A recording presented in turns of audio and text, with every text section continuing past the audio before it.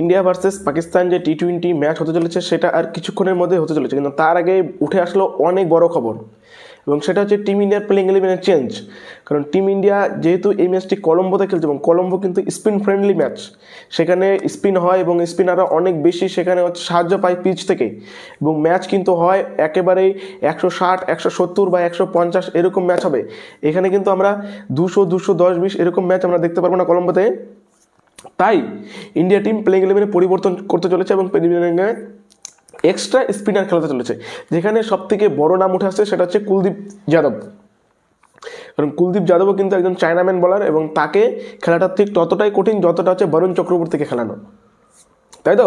তাই কুলদীপ যাদব যদি চান্স পায় বা কুলদীপ যাদবকে যদি প্লেইং ইলেভেনে রাখা হয় তাহলে কিন্তু একজন ফাস্ট বলারকে বাদ দিতে হবে, এবং সেটা হচ্ছে খুব সম্ভবত সেটা হচ্ছে আর্শদীপ সিং। সত্যি আর্শদীপ সিং বর্তমানে কিন্তু দারুণ ফর্মে রয়েছে, কিন্তু তারপরেও টিমের জন্য এবং টিমের ভালোর জন্য বা টিমের প্লেইং ইলেভেনের ভারসাম্য বজায় রাখার জন্য সেখানে আর্শদীপ সিংকে স্যাক্রিফাইস করতে হবে নিজের স্থানটা। কারণ তার পরিবর্তে যদি আমরা রিঙ্কু সিংকে বাদ দিই তাহলে কিন্তু টিম ইন্ডিয়ার নাম্বার 8 পর্যন্ত যে ব্যাটিং, সেই ব্যাটিং লাইন আপটা থাকছে না, সেখানে হয়ে যাচ্ছে নাম্বার 7 পর্যন্ত ব্যাটিং। তাই রিঙ্কু সিংকে বাদ দেওয়া যাবে না, তাই সেখানে হয়তো আর্শদীপ সিংকে বাদ দিয়ে দেওয়া হবে।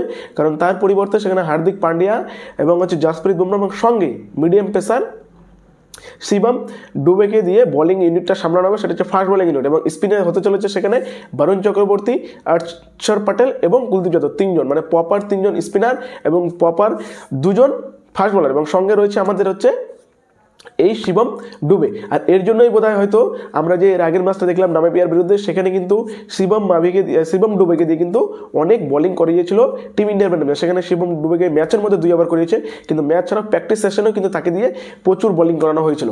কারণ ইন্ডিয়া হয়তো এই দিনটার জন্য প্রস্তুতি রয়েছে।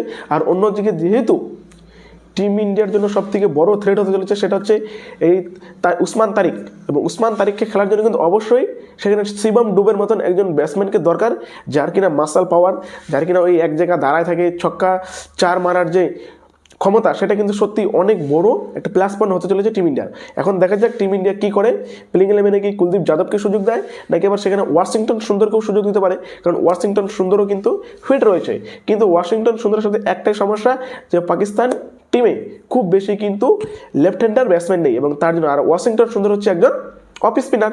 তাই পাকিস্তানের যে লেফট হ্যান্ডার ব্যাটসম্যান যেহেতু নেই, তাই ওয়াশিংটন সুন্দরকে একটু সাইডলাইন করা হচ্ছে। তা না হলে কিন্তু রিঙ্কু সিংয়ের বদলে সেখানে ওয়াশিংটন সুন্দরকে খেলানো যেত, কিন্তু যেহেতু তাদের সব রাইট হ্যান্ড ব্যাটসম্যান, সেখানে কুলদীপ যাদবের স্পিন এবং বরুণ চক্রবর্তীর স্পিন সঙ্গে অক্ষর পটেলের বাঁহাতি স্পিন, এই তিনটা কিন্তু খুবই সুন্দরভাবে কার্যকরী হতে চলেছে, বিশেষ করে মিডল অর্ডারে, যেখানে 6 থেকে 15 ওভার, যে 8 ওভার থেকে এই 8 ওভারে এবং ডেথ ওভারে। কারণ বরুণ চক্রবর্তী, কুলদীপ যাদব এরা কিন্তু 17-18 ওভারে বোলিং করার মতন ক্ষমতা রাখে।